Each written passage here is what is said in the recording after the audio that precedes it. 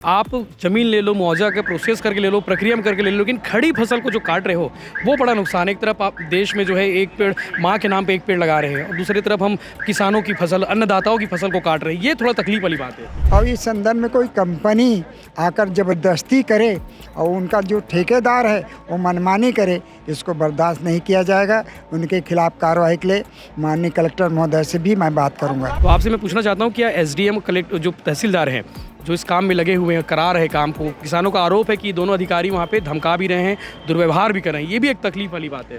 किसान भाई मन के बहुत नुकसान हो थे, ऐसे मोला खबर मिले है। और जो बिछावा थे, जो कंपनी है से वो ठेका ले है, उनको मन से मैं निवेदन करी हूँ कि हमारे किसान भाई मन के फसल ला कोई प्रकार के नुकसान मत पहुँचाए। गुरुजी, निवेदन नहीं, एक्शन की काम बात है। अब तो आप विधायक हो।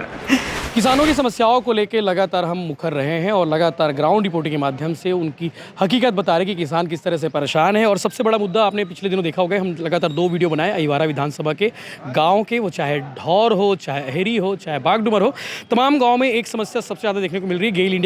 गेल इंडिया जो भारत सरकार का उपक्रम है, वो पाइपलाइन बिछाने के लिए, गैस पाइपलाइन बिछाने के लिए किसानों की खड़ी फसल को रौंद रही है वो कंपनी। हमारे साथ अहिवारा विधानसभा के विधायक गुरुजी मौजूद हैं, जिनसे बातचीत करेंगे। डोमल कुर्सेवाड़ा जी, गुरुजी प्रणाम। प्रणाम। सेशन किस रही से बहुत अच्छा रहता है जी। और मोर क्षेत्र में जो पाइपलाइन बिछा थे उनमें हमारे किसान भाई मन के बहुत नुकसान हो थे, ऐसे मोला खबर मिले है। और जो बिछावा थे, जो कंपनी है से वो ठेका ले है, उनको मन से मैं निवेदन करी हूँ कि हमारे किसान भाई मन के फसल ला कोई प्रकार के नुकसान मत पहुँचाए। गुरुजी, निवेदन नहीं, एक्शन की काम बात है। अब तो आप विधायक हो। मैं हमेशा पहले निवेदन करता हूँ और बात अगर नहीं मानेंगे तो सख्ती से पेश आना पड़ता है। और हमारे एसडीएम, हमारे अधिकारी और हमारे जो तहसीलदार हैं, इस दिशा में वो पहल करेंगे। और नहीं मानेंगे तो निश्चित तौर पर ऐसे अधिकारियों के खिलाफ भी हम कार्रवाई करने के लिए मजबूर हो जाएंगे। जी गुरुजी, आपके पास किसान लोग आए थे, कभी मिले, इस बारे में बात किए थे? इस संदर्भ में तो जानकारी मेरे कार्यकर्ताओं से मिली है, किसान भाई तो एक भी नहीं आए हैं। और कार्यकर्ताओं के माध्यम से मुझे बागडुमर से और 1-2 और गांवों से समाचार मिला है मुझे। जी, काफ़ी तकलीफ है, बहुत परेशान। उनका कहना है कि भैया आप ज़मीन ले लो, मुआवजा का प्रोसेस करके ले लो, प्रक्रिया में करके ले लो, लेकिन खड़ी फसल को जो काट रहे हो, वो बड़ा नुकसान है। एक तरफ आप देश में जो है एक पेड़ माँ के नाम पे एक पेड़ लगा रहे हैं और दूसरी तरफ हम किसानों की फसल, अन्नदाताओं की फसल को काट रहे हैं। ये थोड़ा तकलीफ वाली बात है। हमारे देश के यशस्वी प्रधानमंत्री जी श्री नरेंद्र मोदी जी किसानों के हित में ही निर्णय लिया है।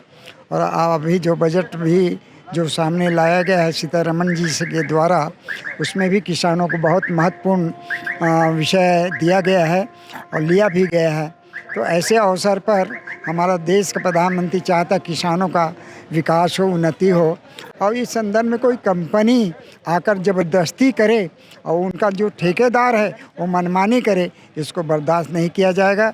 उनके खिलाफ कार्रवाई के लिए माननीय कलेक्टर महोदय से भी मैं बात करूंगा। जी, मैं कंपनी के अधिकारियों से बातचीत किया, गेल इंडिया वालों से। उनका कहना है कि आप एसडीएम से बात करें, आप तहसीलदार से बात करें, हम बात करने के लिए अथॉराइज नहीं है, लेकिन वो काम कराने के लिए वहाँ पे खड़े हुए हैं। तो आपसे मैं पूछना चाहता हूँ, क्या एसडीएम कलेक्टर जो तहसीलदार हैं जो इस काम में लगे हुए हैं, करा रहे काम को, किसानों का आरोप है कि दोनों अधिकारी वहाँ पे धमका भी रहे हैं, दुर्व्यवहार भी कर रहे हैं, ये भी एक तकलीफ वाली बात है।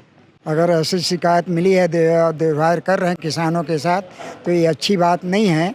हमारा मानवता कहता है किसानों के साथ मिल कर के उनको सहयोग देना और सहयोग दे कर के जो उनकी मांग है उसके समर्थन भी करना, ये हमारा दायित्व बनता है।